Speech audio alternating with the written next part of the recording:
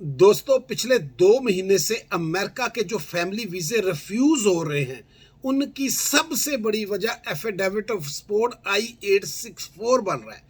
और जो लेटर मिल रहा है उसमें जो बात लिखी गई इसके मतलब उसका तर्जमा यह है कि हम आपके I-864 एफिडेविट ऑफ सपोर्ट से मुतमिन नहीं है, आप पब्लिक चार्ज बन सकते हैं, इसलिए हम आपका वीज़ा रिफ्यूज़ कर रहे हैं। लेकिन अगर आप समझते हैं कि आप ने I-864 का अरेंज कर सकते हैं या बेहतर का कर सकते हैं, तो दोबारा से अपने डॉक्यूमेंट जमा करवाएं। अब ये क्यों हो रहा है, इसकी बहुत सारी वजूहात हैं। आज मैं पहले तो आपको बताऊंगा कि I-864 के लिए इनकम की रिक्वायरमेंट क्या है और क्या सिस्टम होता है जिसके तहत आप I-864 क्वालिफाई करते हैं। बड़ी डिटेल वीडियो है ताकि आप सबका फ़ायदा हो जाए। और जो केस मेरे पास आ रहे हैं उसमें बेतहाशा लोग गलतियां कर रहे हैं, जिसकी वजह से ये प्रॉब्लम आ रही है। और ये पूरी दुनिया में है, ये सिर्फ पाकिस्तान में नहीं है, ये इंडिया, पाकिस्तान, बांग्लादेश, हर जगह मामला हो रहा है। तो अब ज़रा पहले चार्ट सुनिए, चार्ट क्या है जिसके मुताबिक ऑफिशियली आपने चलना है। तो दोस्तों, जो चार्ट है उसको कहते हैं 125% पॉवर्टी लाइन से ऊपर आपको होना चाहिए। और ये हर साल USCIS इसका तयन करती है। जो इस साल का है वो क्या है कि अगर 2 हाउस होल्ड है, यानी कि शोहर अमेरिका में है और बीवी को बुला रहा है, तो उसकी आमदनी होनी चाहिए $27,050 साल की। अब देखें, अब रिफ्यूज हो रहा है। अब ये एक बड़ा कमज़ोर जो है वो एफिडेविट ऑफ सपोर्ट है। क्यों कि अगर पूरी आमदनी होगी 27,050, तो ख़तरा है कि ये बंदा जाएगा किसके लिए, उसके पब्लिक चार्ज के लिए, यानी कि वेलफेयर के लिए जा सकता है। इसलिए यहाँ ये प्रॉब्लम बन सकती है। तो बेहतर होगा कि ज़रा एक्स्ट्रा इनकम हो तो ज़्यादा बेहतर है। कोई ऑफिशियली नहीं उन्होंने कहा कि एक्स्ट्रा इनकम ही होनी चाहिए, लेकिन इससे बेहतर इनकम होनी चाहिए। तो अगर नहीं हो सकती तो फिर को स्पॉन्सर साथ लगा लें, नो प्रॉब्लम। अगर आपके बंदे हैं 3, एक यहाँ है और 2 आ रहे हैं, तो फिर आपकी आमदनी होनी चाहिए 34,150। वही बात, थोड़ी एक्स्ट्रा हो तो स्ट्रॉन्ग होगा।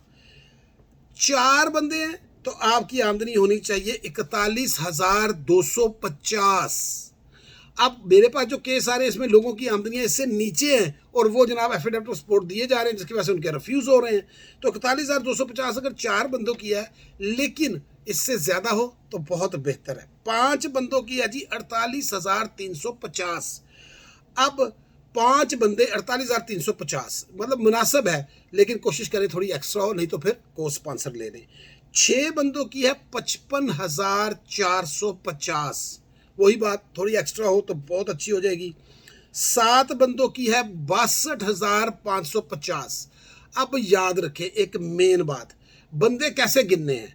जो बंदे अमेरिका में हैं, जो हाउस होल्ड है, और जो आ रहे हैं, उन दोनों को जमा करना है। अगर अमेरिका में 2 मियाँ बीवी हैं और 4 बंदों को स्पॉन्सर कर रहे हैं तो टोटल ये 6 हो गए। अगर 2 मियाँ बीवी और 1 बच्चा है और 4 आ रहे हैं तो ये 7 हो गए। और जो अमेरिका में बंदा है जिसने स्पॉन्सर करना है, उसके 18 साल से नीचे वाले बच्चे गिने जाएंगे।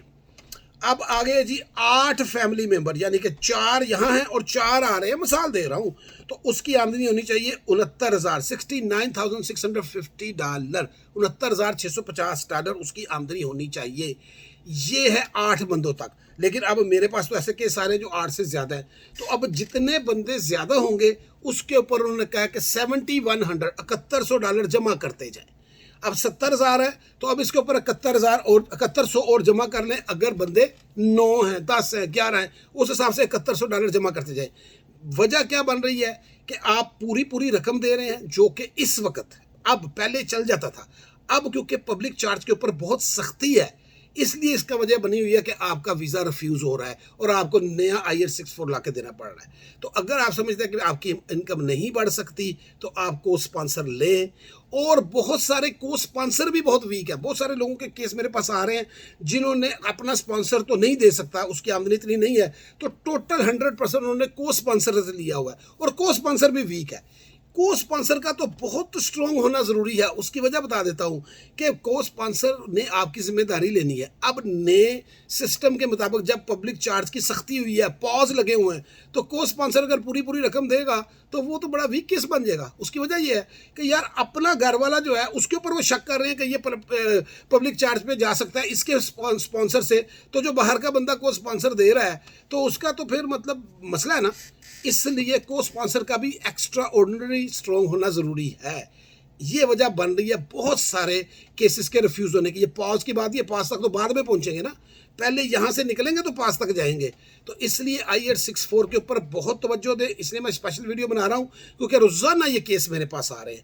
रकमें जो बताई हैं वीडियो रिवर्स करके देख सकते हैं, इससे ज़्यादा रकम हो ताकि आपको रिफ्यूजल का सामना ना करना पड़े। चैनल को सब्सक्राइब कर लीजिएगा। Thank you so much.